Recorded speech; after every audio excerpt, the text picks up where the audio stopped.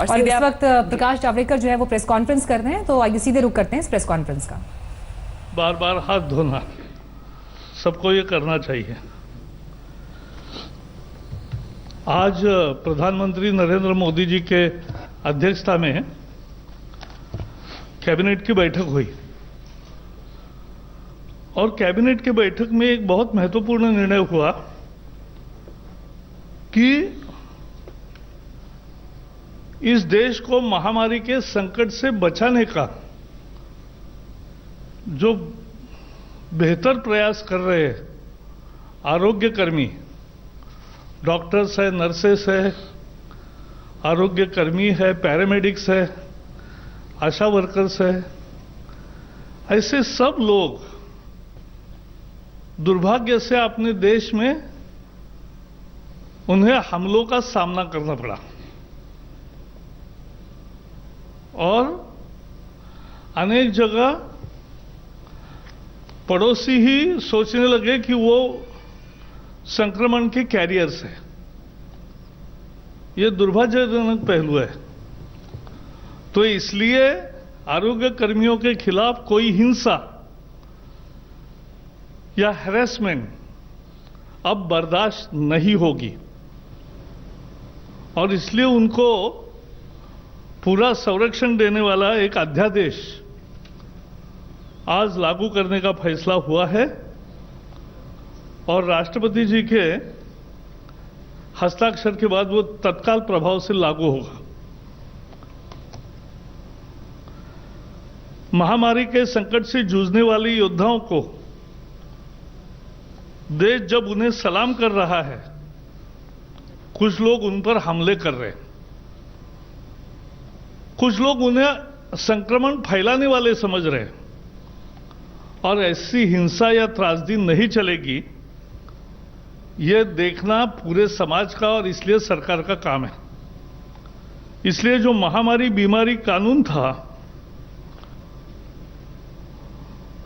Epidemic diseases act 1897, बहुत पुराना कानून है।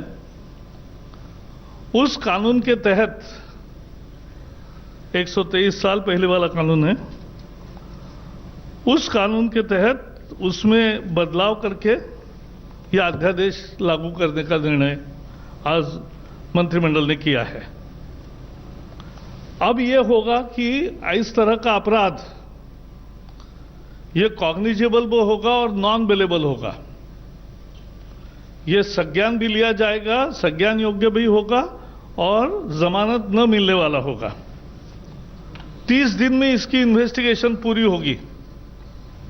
सीनियर इंस्पेक्टर के लेवल पे ही इन्वेस्टिगेशन होगी और 1 साल में फैसला आएगा और सजा भी कड़ी सजा का प्रावधान किया है। 3 महीने से 5 साल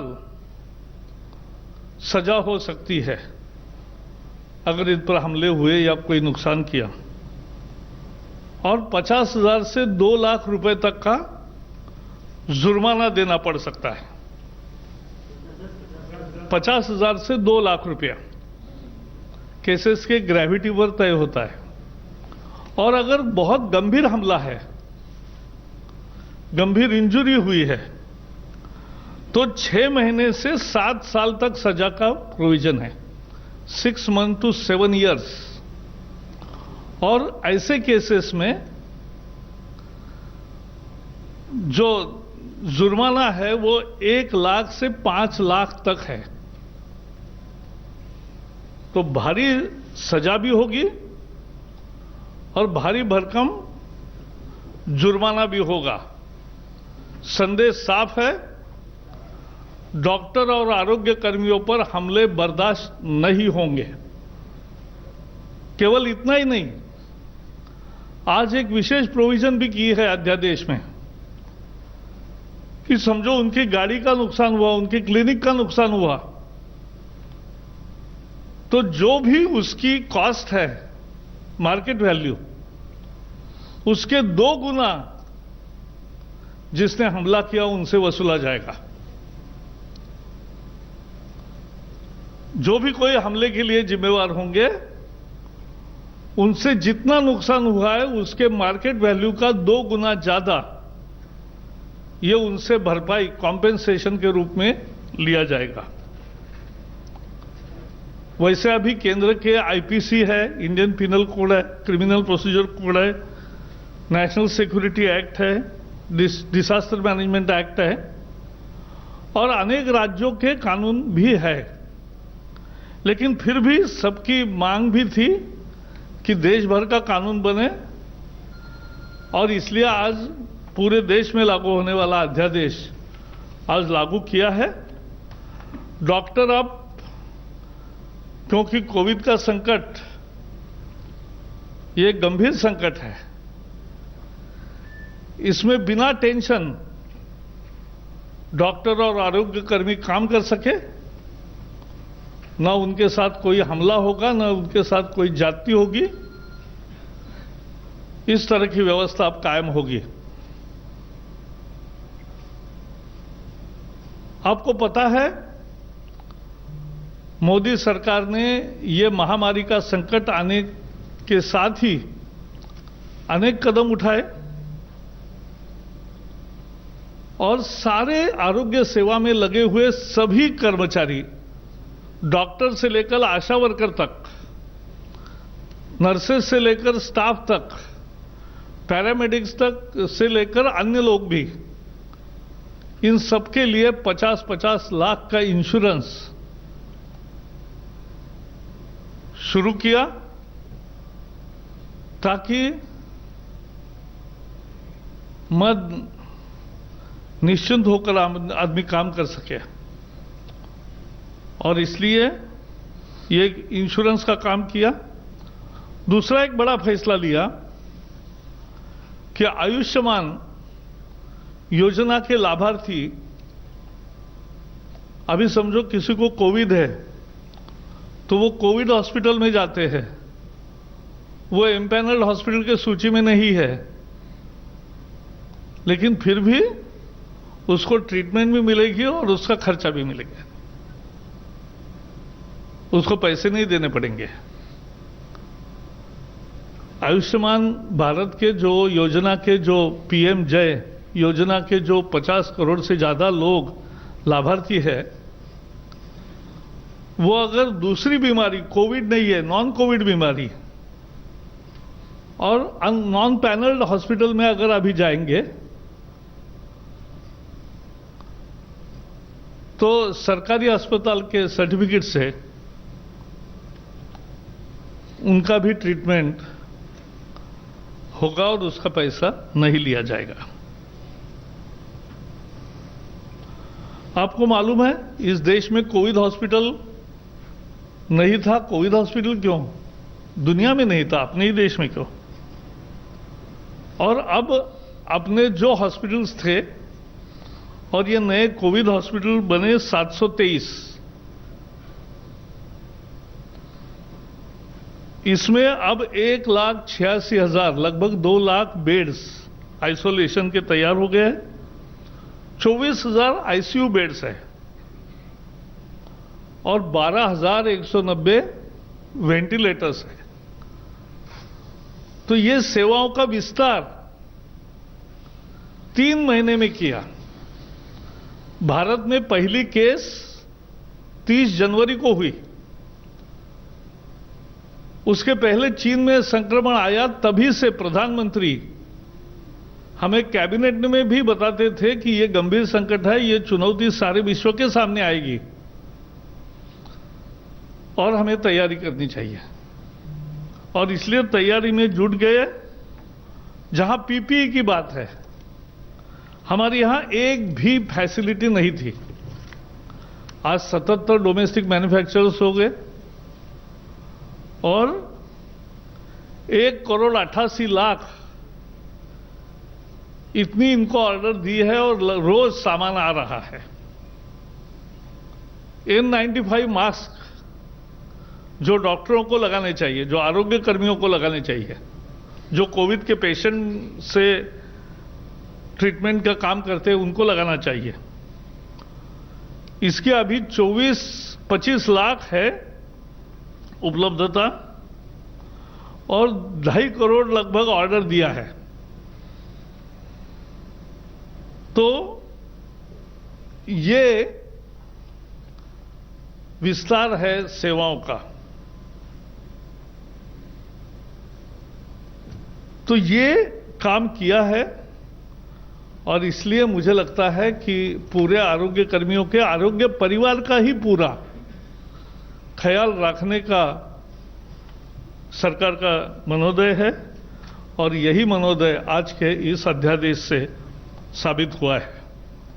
friends, today cabinet met under the chairmanship of Prime Minister Narendra Modi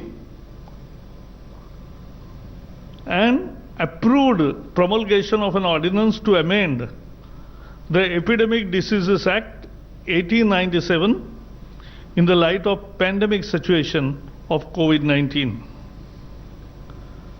And this actually protects the whole health fraternity, including doctors, nurses, paramedics, up to ASHA workers. Everybody get protected because what we have seen, when they are doing a yeoman's job, when they are doing the most crucial duty for the country, at some places they are being attacked, and some places their property is damaged. And at many places, they are being looked upon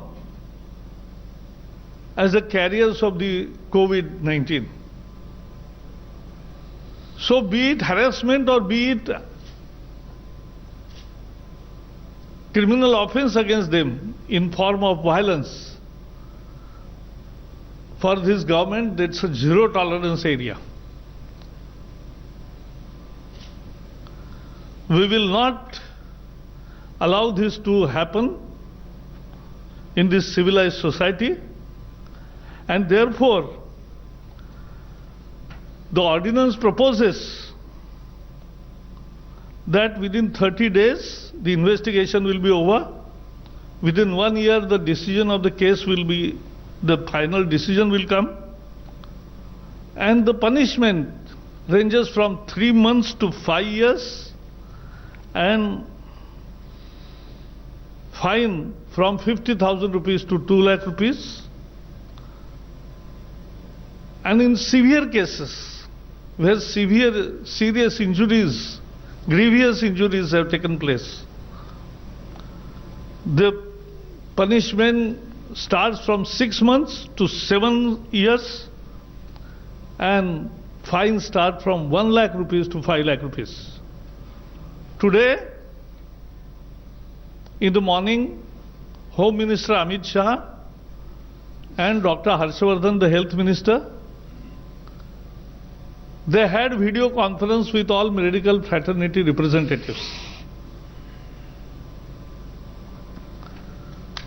And they promised that here is the government which will protect them and which appreciates and salutes their human services for the country. आज अमित शाह जी और हर्षवर्धन जी आरोग्य मंत्री, स्वास्थ्य मंत्री, उन्होंने आज ये जो वैद्यकीय परिवार के प्रतिनिधि है उनके साथ, स्वास्थ्य परिवार के सभी प्रतिनिधियों के साथ एक वीडियो कॉन्फ्रेंसिंग की। देश भर के अनेक लोगों से बातचीत हुई और उसमें आश्वस्त किया गया कि आपका ध्यान सरकार रखेगी और आप पर कोई हिंसा या कोई अपमान का प्रसंग नहीं आएगा, कोई हैरेसमेंट नहीं होगा। और इसलिए अभी केंद्रीय कानून भी है, NSA, disaster management act, IPC, CrPC, फिर भी ये अध्यादेश लाने का फैसला किया। And today, as you know, for last 3 months, government is super active. on the front of providing best services, and already all the health fraternity has been provided with 50 lakh rupees insurance per head. The difficulties in Ayushman treatment in unimpaneled hospital are also already removed. COVID hospital, which was 0, is now 700 plus. Isolation bed nearly 2 lakh. Ventilators nearly 15,000. PPEs and N95 mask, which was not produced in our country for 70 years, now are produced in our country, make in India. And that is also happening. And ventilators. Friends, there was another decision to increase the subsidy on phosphatic and potassic fertilizers for year 2021. Now, this year, government will incur expenditure in form of subsidy is 22,186 crores. So that's another decision. And Potassium and phosphatic. phosphatic, there will be The subsidy, which is a regular scheme, this year it will be more than last year. And नमस्कार, मैं हूं अंजना ओम कश्यप। हमें उम्मीद है ये video आपको पसंद आया होगा। लेटेस्ट खबरों के लिए यूं ही देखते रहिए आज तक, और इस वीडियो के पसंद आने पर लाइक, शेयर एंड सब्सक्राइब करना ना भूलें।